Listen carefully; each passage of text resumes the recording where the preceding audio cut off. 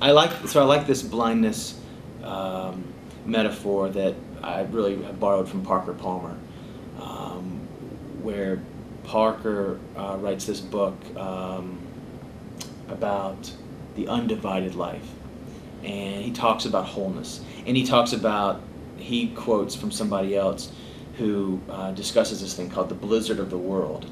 And in the blizzard of the world is just this little anecdote about farmers in the north, in the plains, when they see a blizzard on the horizon, they would tie a rope to the back door and string up the rope from the back door to the barn, so that in case they needed to make a trip out to the barn during the blizzard, they would have something to hold on to, because they had all heard stories of farmers who had wandered out from their back door to their barn in the midst of a blizzard and never found their way back home.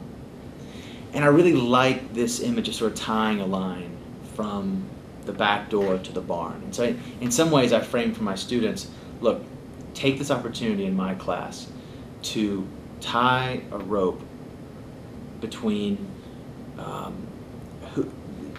tie a rope, to tie a rope that will ground you as you emerge from this place as a JD, and however that is going to look for you, whether it's in a traditional practice or something non-traditional. But ground yourself in a way that when the world, whether the practice or the pressures or whatever it is that comes your way, when it threatens to blind you, or does in fact blind you, that you've got some way to find your way back home to who you are, to really what's most meaningful and important to you, and that which gives you purpose. Because I hear from former students, and I hear from former peers when I was in school, who are now out in practice and feel like they've lost their way in some sense, and feel like they would have done things differently if they could go back, or they would like to make some sort of course correction going forward but aren't sure how. And so, I share this with my students and say, look, even though you may think you've got this great job lined up that you're totally thrilled about, be aware that that there's a set of factors and influences out there that can be blinding. And so I like that blindness. I show a video on the last day, and this is a video that some psychologists have used to do studies on something they call inattention blindness. And this inattention blindness is demonstrated by showing a video with children passing a basketball. So they've got 3 kids wearing white shirts and 3 kids wearing black shirts. And the kids wearing white shirts are passing a ball back and forth, and the kids wearing black shirts are passing a ball back and forth. And they're all moving in and out, weaving in and out of a circle, and it's all on videotape. It's about a 30-second clip. And about halfway through the video, well, before you get to that, so what I do with my students, I replicate the study.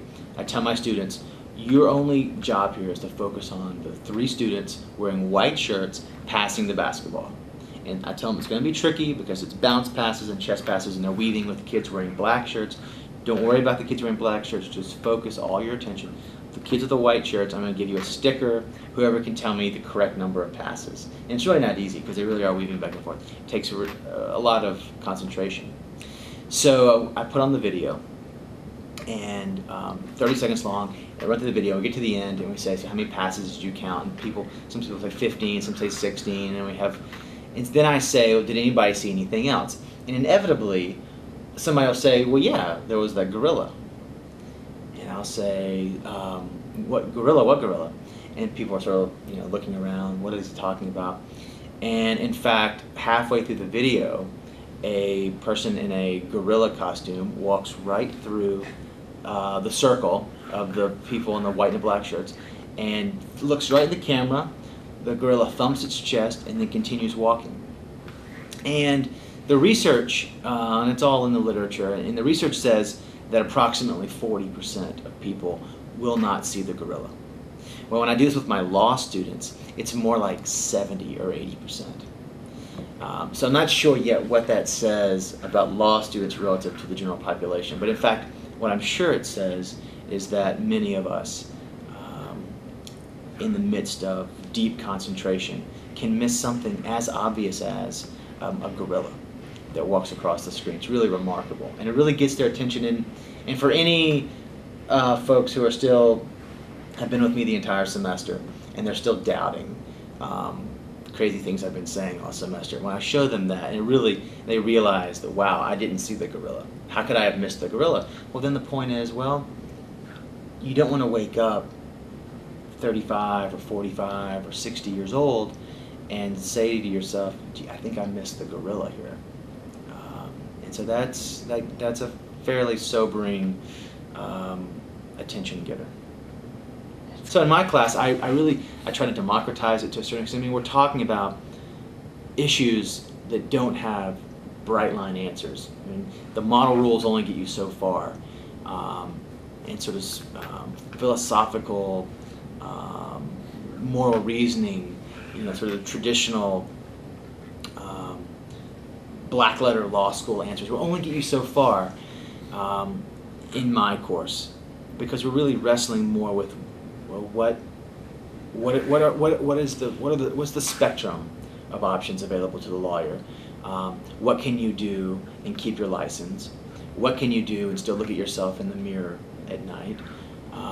How would you explain what you've just done on behalf of your client to your mother or your grandmother sitting on the table at Thanksgiving dinner, or the person on the airplane or at the bus stop who's not a lawyer, who doesn't understand how we do things as lawyers, because what we do sometimes, or what we've said is okay in sort of real world ethics or real world outside of the law, doesn't always make perfect sense, and sometimes is in tension. So it strikes me as a class like that, it does them very little good to hear from me all semester down front, lecturing or down front, calling on students and grilling them in some way, but rather to sort of create a safer space where students can take a deep breath when they come into the class, attempt to relax, attempt to enter into a more discursive, introspective and deliberative space where folks can really sort of just... So part of that's been, for me, eliminating laptops from the classroom. It's a distraction, it's a crutch. You don't need to do a lot of note-taking in my class, per se, and students allegedly are taking notes. Others are doing other things. Just remove that distraction altogether. And I really up the participation points in my class, because really the goal for any sort of, I think, ethical and moral discussion, a discussion about professionalism, it in fact needs to be just that, a discussion. So I think all of that is somewhat outside the box. I think this notion of the professor routinely having students come down and routinely walking to the back of the class or sitting down in the front row and literally becoming one of the discussants of whatever the issue is, surrendering some of that professorial power. I think that's fairly unusual in the law school environment, but I think it's also effective, at least because if students are fearful of what I think, of what their colleagues think, their peers think, then that fear is a real barrier to exploring those bigger questions of who am I going to be as a professional, and so it's really critical, I think, to the kind of space that it be outside the box.